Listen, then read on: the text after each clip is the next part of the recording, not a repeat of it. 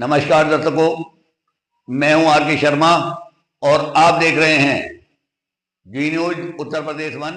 आज के मुख्य समाचार। बहुचर्चित ललिता गौतम हत्या में थप्पड़ कांड में घिरे एसएसपी अविनाश पांडे आए कैमरे के सामने। सफाई देते हुए उन्होंने क्या कहा, देखे। मेरठ से डायरेक्टर आर के शर्मा की रिपोर्ट। और जिनके परिजनों द्वारा 16 मई को थाना टीपी नगर पर गुमशुदगी लिखाई गई थी। थाना रोटा क्षेत्र से 17 मई को इनका शव बरामद किया गया था। इनकी पहचान ललिता गौतम जी के रूप में हुई थी। तत्काल पुलिस द्वारा कार्रवाई करते हुए 24 घंटे के अंदर मुख्य अभियुक्त, जो कि पूर्व में इनका परिचित भी रहा है, उसको गिरफ्तार कर जेल भेजा गया था। उसमें जो भी सुसंगत साक्ष्य थे, पूरा सीसीटीवी के आधार पर यहाँ से दोनों लोग साथ में एक मोटरसाइकिल पर बैठ कर गए थे। उसके बाद जो इलेक्ट्रॉनिक एविडेंसेस थे, मोबाइल के एविडेंसेस थे, उन सभी के आधार पर उस व्यक्ति को जेल भेजा गया था। 2 अन्य व्यक्तियों को, जिसमें से एक उसका भाई था और जिस खेत में शव मिला था, उन लोगों पर साक्ष्य छुपाने, पुलिस को सूचना ना देने और अन्य सुसंगत धाराओं में उनका नाम बढ़ाया गया था। इस प्रकरण में जो क्षेत्राधिकारी ब्रह्मपुरी हैं, इनके द्वारा विवेचना की जा रही थी। क्षेत्राधिकारी सिविल लाइन, क्षेत्राधिकारी ब्रह्मपुरी, एसओ रोटा, जो कि तीनों महिलाएं हैं, उनके द्वारा इनके घर पर जाकर लगातार इनकी काउंसलिंग की गई थी। इसमें पुलिस अधीक्षक देहात के द्वारा भी इनकी लगातार काउंसलिंग की गई थी। इनसे ये भी पूछा गया था कि यदि विवेचनात्मक कार्रवाई में अगर कोई और चीज़ चाहिए तो आप बताइए। इनके द्वारा इस पर संतुष्टि जताई गई थी कि नहीं, हमें फिलहाल कोई ऐसी बात नहीं है जो हमें विवेचनात्मक कार्रवाई में चाहिए। इसमें जितनी भी सुसंगत धाराएं हैं, सभी की वृद्धि की गई थी।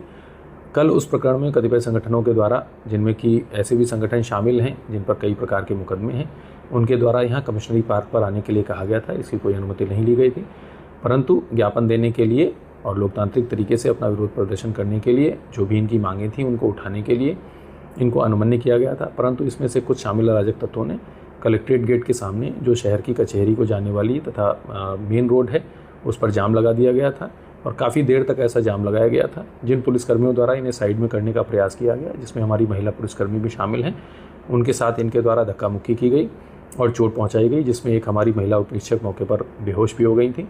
इनको लगातार लाउड हेलर से ये समझाया गया कि इस प्रकार का आचरण विधि विरुद्ध है, आप ऐसा ना करें। यदि विवेचना में और कोई बात होती है तो बताएं। जब काफ़ी देर हो गई और शहरवासियों से कई प्रकार के ट्वीट और इवन वकीलों के भी कई प्रकार के मैसेज आने लगे, वकील साहब लोगों के, कि इस प्रकार से हमें आने जाने में रोका जा रहा है, तब इनको आवश्यक न्यूनतम बल का प्रयोग कर हटाया गया था। देखिए, इस प्रकरण में एक व्यक्ति है रवि गौतम, जो कि नोएडा सूरजपुर का रहने वाला है, जिसके ऊपर 4 मुकदमे हैं, जो पहले से भी इस प्रकार के कृत्यों में शामिल रहा है। दूसरा एक व्यक्ति है दिग्विजय सिंह, जो कि जनपद अमरोहा का रहने वाला है। अपने आप को किसान यूनियन के एक संगठन का सदस्य बताता है, एक गुट का। जो मुख्य किसान यूनियन है, उन सभी से वार्ता की गई है, उनमें किसी में शामिल नहीं है। ये अपने आप को स्वयंभू संगठन का राष्ट्रीय अध्यक्ष बताता है। इस पर 9 मुकदमे हैं तथा 10 दिन पहले ही ये जनपद अमरोहा से जिला बदर किया गया है। तीसरा व्यक्ति एक ऋतिक करके है, जो थाना मेडिकल क्षेत्र का रहने वाला है। इसके ऊपर भी हत्या के प्रयास का एक मुकदमा है और जेल से छूटने पर इसके द्वारा एक जाम लगाया गया था, जिसके प्रयास का भी इसके ऊपर पहले से मुकदमा है। इन 3 व्यक्तियों समेत 13 लोगों पर नामजद एफआईआर की गई है। जो भी हमारे पुलिसकर्मी घायल हुए हैं, जिसमें कि महिला पुलिसकर्मी शामिल हैं, और इन पर जो हमला किया गया था उसके संबंध में उनका मेडिकल गिरा गया है। सुसंगत धाराओं में अभियोग पंजीकृत किया जा रहा है।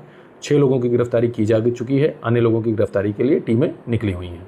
देखिए, विशेषकर जो कल ही जो मुकदमे की विवेचक हैं क्षेत्राधिकारी ब्रह्मपुरी, वो उनके घर गई थी काउंसलिंग के लिए। बड़े ही सौम्य माहौल में जो पीड़िता की माँ है, उनसे इनकी बात हुई थी। उनसे पूछा गया था कि विवेचनात्मक कार्रवाई में आपको जो भी चीज़ें चाहिए वो बताएं। कल उनके द्वारा इस पर पूरी संतुष्टि जताई गई थी, परंतु फिर भी उनसे ये कहा गया था कि यदि फिर भी कोई बात रहती है तो पुलिस अधीक्षक देहात अथवा मेरे यानी वरिष्ठ पुलिस अधीक्षक के सामने आकर ये जो भी बातें हैं वो कह सकती हैं। इसमें आपको यह भी अवगत कराना है कि संपूर्ण कार्रवाई सीसीटीवी के ट्रेल के आधार पर, जिसमें कि ये खुद उस व्यक्ति के साथ बैठकर जाती हुई दिखाई पड़ी थी, टोल का भी उसमें बाइक का वीडियो है, और अन्य जो लोकेशन इत्यादि के जितने भी इलेक्ट्रॉनिक साक्ष्य हैं उसके आधार पर ही कार्रवाई हुई है। जो कतिपय संगठनों द्वारा दूसरे व्यक्ति को जेल भेजने की मांग की जा रही थी, यदि उस प्रकार की कार्रवाई की जाती है तो मुख्य अभियुक्त को भी ट्रायल में बचत मिलने की संभावना है, जिस कारण उन्हें काउंसिल किया गया था, जिस पर परिवार राजी था। लेकिन जैसा कि मैंने आपको बताया कि कतिपय अराजक तत्वों के द्वारा इसमें घुसकर और इसका अनावश्यक तूल देने का प्रयास किया गया। अपनी कुत्सित प्रयासों को यहाँ पर जनपद से बाहर से आकर यहाँ बढ़ावा देने का प्रयास किया गया। जनपद के जितने भी मुख्य संगठन थे उनसे वार्ता हुई थी, उन लोगों ने इसमें हामी जाहिर की थी कि इसमें जो भी कार्रवाई हुई है वो सही हुई है और जो भी इसमें कार्रवाई है, यदि कोई और भी बात सामने आती है तो उसको भी विवेचना में जोड़ा जाएगा। तो ऐसी कोई बात नहीं थी कि जो फिलहाल परिवार चाहता था, इसमें जो बाहर के लोग हैं, इसीलिए परिवार पर कोई कार्रवाई नहीं की गई है।